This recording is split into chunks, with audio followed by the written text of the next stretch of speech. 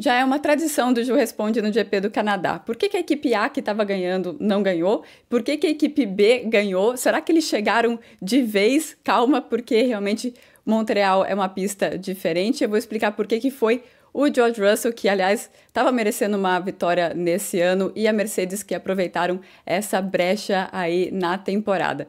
O que mais que a gente tem aqui no Ju Responde, nas perguntas que vocês mandaram lá no meu Instagram? Então, se você quiser participar, é só me seguir no Instagram, myf1life, e depois de cada corrida eu abro uma caixinha de perguntas, vocês fiquem à vontade para mandar o que vocês querem que eu comente aqui. Então, o que a gente teve?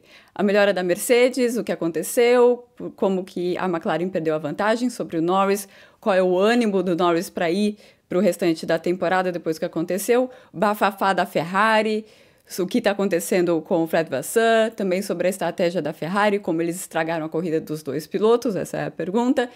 Uma pergunta já clássica, e a estratégia do Bortoleto, já vou avisando que foi a mesma estratégia que levou o Ocon e o Sainz para os pontos, sobre as marmotas, pobres marmotas que todo ano morre alguma no GP do Canadá, o que dá para fazer, e para finalizar o que rolou naquela confusão do álbum com a Williams, porque que eles não estavam se entendendo com a estratégia. Então, começando sobre a briga pela vitória, a melhora da Mercedes vem de alguma atualização ou foi pontual nessa pista? Eles, na verdade, voltaram a usar a suspensão que eles estrearam no GP de Imola, então a gente pode falar que o carro estava atualizado sim, e Imola não deu certo, e eles depois voltaram para a fábrica, analisaram todos os dados e entenderam que a maneira como eles tinham acertado o carro para Imola tinha sido o problema e não a suspensão. Confiantes de que era isso, eles voltaram a usar essa suspensão e deu certo, né? Realmente, claro, é Canadá, é uma pista única, mas pelo menos no Canadá eles não tiveram os mesmos problemas que eles tiveram em Imola e deu mais confiança para eles irem para a Áustria. Acho que a Áustria e Silverstone vão dar a comprovação mesmo de que essa suspensão funciona para eles. Então, o carro atualizado, estava o carro atualizado, mas isso essa não é a explicação inteira, né? A Mercedes sempre anda bem no Canadá, então dá para a gente imaginar que eles têm um acerto base para o Canadá, que é essa pista tão específica, que funciona, né? Por que é específico? Você precisa atacar muito a zebra, você só tem curva de baixa velocidade e curvas, eles falam curvas pontudas, né? Que você tem que virar o carro, então não são curvas longas, de raio longo, então é um desafio bastante específico e eles conseguem acertar o carro bem para esse tipo de desafio. Também no Canadá não existem duas coisas que a Mercedes não gosta. Uma é curva de alta velocidade. E essa coisa tem a ver com o outro problema do carro, que é superaquecimento de pneu. E esse problema aparece principalmente quando você tem curvas que colocam muita energia no pneu. O que significa isso? É a curva que é mais longa e curva em que você está com mais velocidade. Isso vai colocar mais energia no pneu, mais calor no pneu, e dentro desse tipo de característica a Mercedes não vai bem. Isso não existe no Canadá. Então, as coisas que são ruins para o desempenho deles não existiam nesse final de semana. Mas mesmo assim, eles foram para a corrida temendo que o Russell tivesse que olhar muito pro espelho retrovisor dele. Inclusive, foi a tentativa da Red Bull pedir para o Max Verstappen adotar um ritmo bastante forte para tentar fazer o pneu do Russell acabar. Por quê? Chega no domingo, a temperatura foi subindo ao longo do final de semana. E chega no domingo, estava 25 graus e estava sol. Então, a temperatura da pista foi lá para 50 graus. Nesse tipo de cenário, geralmente a Mercedes começa a se preocupar. Acontece que nessa pista de Montreal, porque você não tem um outro fator que vai aumentar a temperatura do pneu, que são essas curvas longas e rápidas, e aí esse aumento de temperatura no pneu não aconteceu.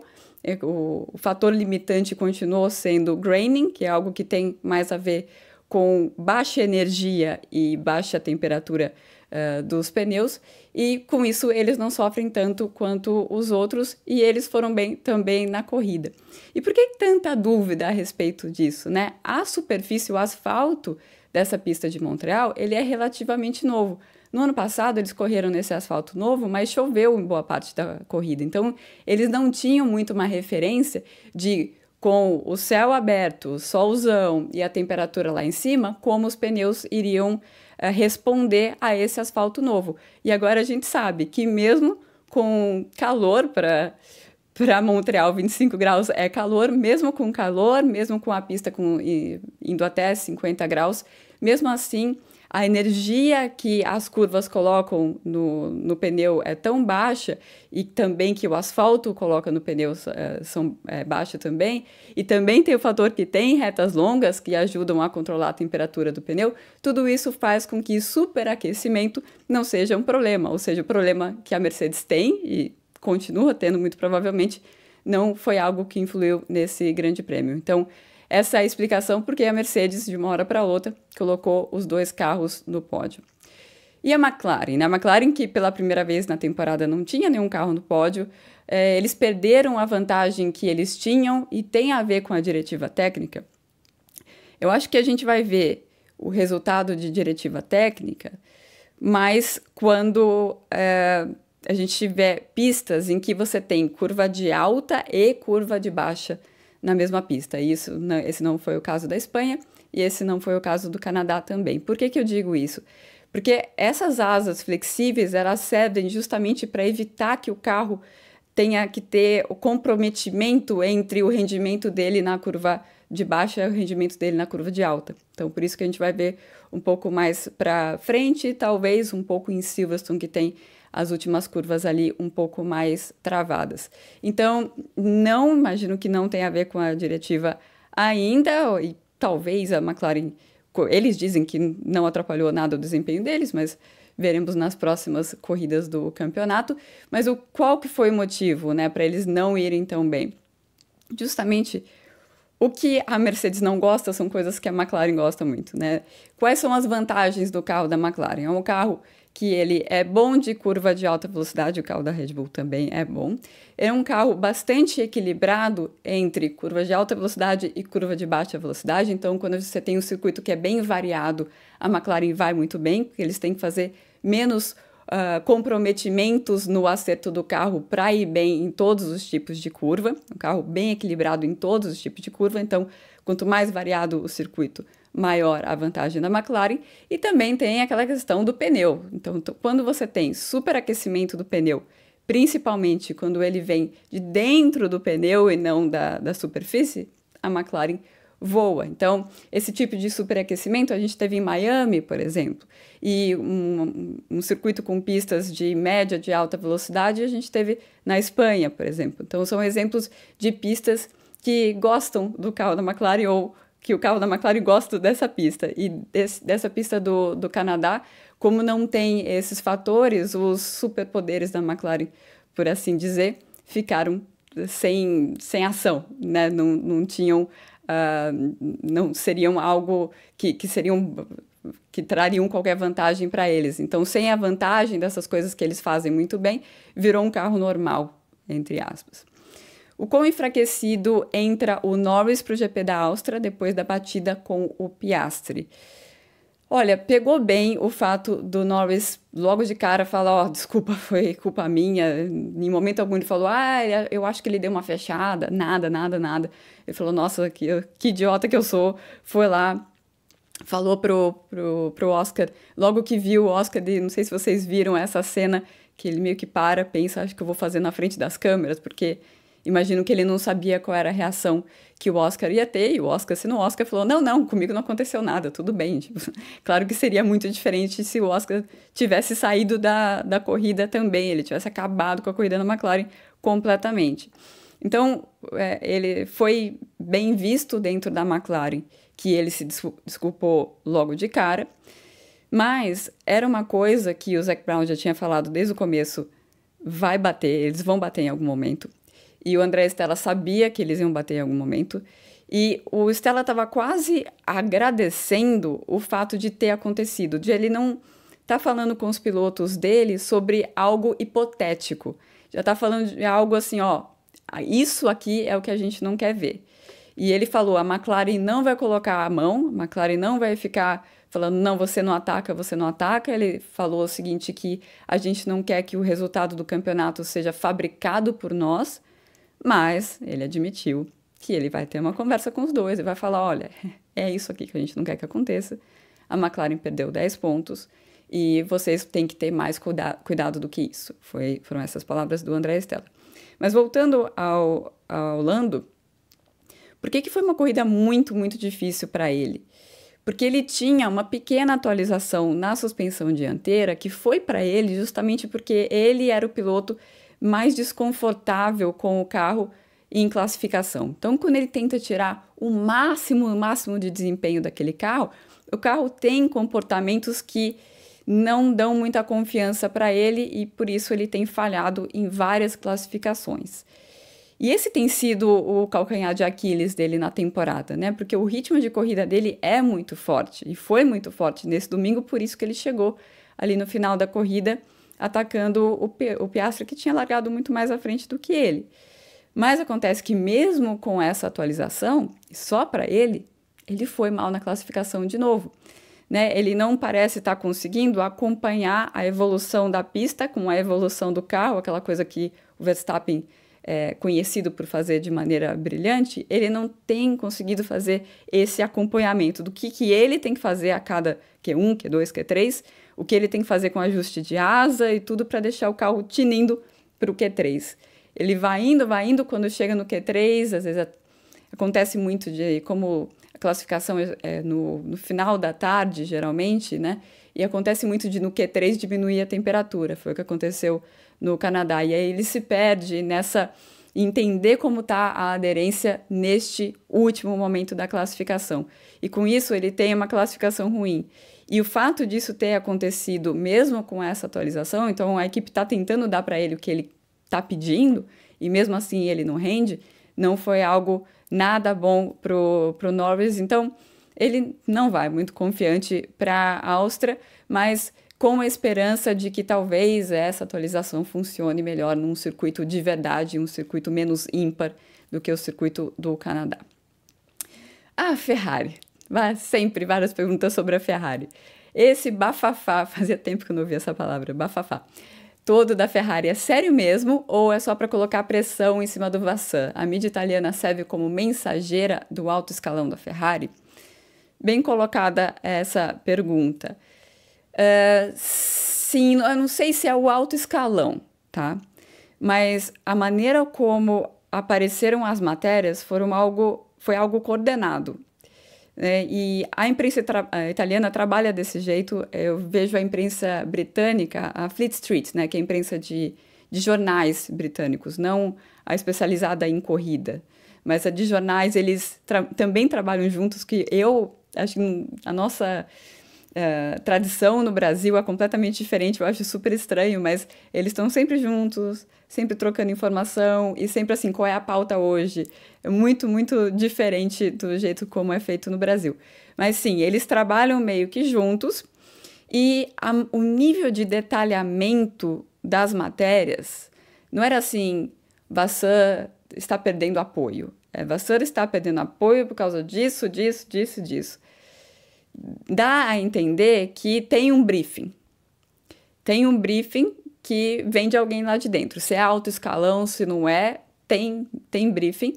Tem alguém que está querendo deixar o Vasseur numa situação desconfortável, porque acredita que essa é a melhor maneira de fazer. Aí teve uma das perguntas que foi, o Vasseur falou que já mudou muita coisa na Ferrari e não mudou o que realmente importa. É essa cultura de pressão, essa cultura de tentar jogar culpa em uma pessoa, em outra pessoa, e não olhar muito para o todo, para o projeto. Porque se você olhar bem, ok, eles deram um passo para trás com a decisão de mudar totalmente o carro para esse ano. Quem tomou essa decisão não está mais lá, inclusive que já foi para Aston Martin. E se você olha outras coisas, desde a época do Binotto, vários pontos operacionais da Ferrari têm melhorado. E têm sempre melhorado. Continuaram a melhorar com o Vasseur. Né? Mas, eles ficam como se eles andassem duas casas para frente e voltassem uma para trás por causa de politicagem, por causa de briga por poder e de coisas que não tem nada a ver com sentar, baixar a cabeça e tentar o resultado. Então, eu acredito que era isso a que o Vasseur estava se referindo, porque em outras entrevistas ele falou algo parecido com isso. O quão perto ele está de cair é difícil avaliar, porque o que acontece na Ferrari é que, então, vem essa informação de alguém lá de dentro, que parte da Ferrari quer ele fora. E aí isso é jogado na imprensa. E aí a reação a isso é testada, para ver se vamos seguir nessa linha, vamos esperar e tal. Então, a gente está nessa fase. Eu acharia muito estranho que a Ferrari mudasse de chefe de equipe no meio da temporada. Se alguma mudança for acontecer, seria mais pro final do ano. Mas foi interessante ver como os pilotos foram muito a favor do Vasseur. Assim, não foi assim, a gente não gostaria que o nosso chefe passasse por isso, alguma coisa blasé, assim. Falou, não. O Hamilton falou, eu só estou aqui por causa dele. O Charles Leclerc também, olha, eu amo a Ferrari, minha vida é Ferrari e eu quero o Vasseur como meu chefe. Então, eles foram muito incisivos na defesa ao seu chefe. Aliás, esse tema de Ferrari e cultura da Ferrari foi um dos temas da minha live com os assinantes do No Paddock da Fórmula 1 com a Ju, 2 horas antes da corrida. A gente bateu um papo, foi mais de 1 hora de papo, falamos sobre vários assuntos, várias fofocas, e esse é um dos conteúdos especiais que eu produzo para os assinantes do No Paddock. Então, se você quiser saber como funciona esse projeto, é um projeto do Catarse, então você tem uma assinatura, com essa assinatura, dependendo do nível que você escolhe para a assinatura, tem vários preços, começando com R$18 por mês, você recebe um tipo de conteúdo, newsletter, podcast, que são sempre entrevistas exclusivas com gente que é realmente do mundo da Fórmula 1, que vive lá o paddock mesmo, e as lives, e tem livro no final do ano, tem encontro no final do ano, tem um monte de coisa e um monte de brinde muito legal também. Convido vocês a olharem aqui para saber mais sobre o No Paddock da Fórmula 1 com a Ju. Continuando, mais Ferrari. A estratégia da Ferrari foi ruim para os dois pilotos ou é o carro? A estratégia da Ferrari para o Charles Leclerc, que era o que tinha o carro inteiro, foi limitada pela característica do carro. É isso que a gente pode dizer. A Ferrari estava tentando evitar o pneu médio. Eles julgaram pelo primeiro stint do Hamilton, antes do Hamilton atropelar a marmota.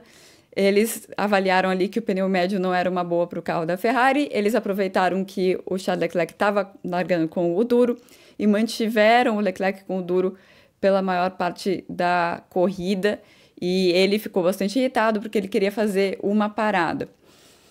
O ritmo da corrida acabou sendo bastante rápido lá na frente por causa do Verstappen, porque o Verstappen estava tentando fazer o Russell acabar com o pneu dele e o próprio Verstappen que acabou com o próprio pneu. Isso acabou deixando tudo muito mais rápido ali no começo da prova. Então, talvez a Ferrari tenha avaliado de que seria impossível, inviável fazer uma parada. Acontece que no momento em que o Leclerc e o Norris, que estava com o pneu duro, no momento que eles pararam, é o momento que lá atrás que eu assisto a corrida ouvindo o rádio do Bortoleto. É o momento que o Bortoleto está falando, o meu graining limpou agora meu pneu tá bom. Depois eu vou explicar melhor sobre a corrida do Bortoleto. Talvez se a Ferrari tivesse passado por essa fase aí do pneu, o Charles Leclerc tivesse conseguido ir mais adiante com o pneu duro para tentar minimizar também o tempo com o pneu médio. Mas, de qualquer jeito, seriam muito mais voltas com o pneu médio do que ele fez. E na avaliação da Ferrari, com os dados que eles tinham do outro carro, eles preferiram não arriscar. Então, dá para falar que foi isso, né? A Ferrari teve a sua corrida limitada mais pela a maneira como o carro não estava funcionando tão bem com o pneu médio, então isso impediu que o Leclerc fizesse a melhor estratégia possível para ele. No caso do Hamilton, na volta 13, ele atropelou o bichinho e perdeu 20 pontos de aerodinâmica, alguns décimos aí por volta, equilíbrio do carro e tudo mais, e aí ele ficou na terra de ninguém, que tem sido o território do Lewis Hamilton por boa parte desta temporada. não tem jeito de bloquear as passagens das marmotas na pista, né? Porque todo ano a gente tem esse problema lá. Na verdade, todo ano as marmotas têm o problema de que por um final de semana por ano vem um monte de carro atrapalhar a casa deles, né? Ali é uma ilha, e é uma ilha na qual está um parque, né? Um parque municipal dentro de uma ilha. É lá que eles vivem e eles estão acostumados a cruzar a pista o tempo todo. É uma pista que só é usada nesse final de semana, não é usada sempre. E tem zoólogos que cuidam desses animais e eles acreditam que a melhor solução para esse problema da pista invadir a terra dos bichinhos por um final de semana é não fechar todos os buracos que eles usam para ir para um lado e para o outro. E vigiar esses buracos para evitar ao máximo que eles entrem na pista enquanto tem carro na pista. Então, quem sou eu para dizer se está certo ou errado, né? São os especialistas justamente nisso que acreditam que essa é a forma que interfere menos na vida dos donos do pedaço lá por um final de semana no ano. Sobre o Bortoleto, a Sauber erra na estratégia do Bortoleto ou ele não consegue cumprir o proposto? Então, qual foi o proposto para ele? Na verdade, a Sauber saiu com 2 estratégias de uma parada, mas com o carro que estava na frente largando com o pneu mais macio, como eles costumam fazer, e o carro que estava mais atrás largando com o pneu duro. Por que eles dividem as estratégias?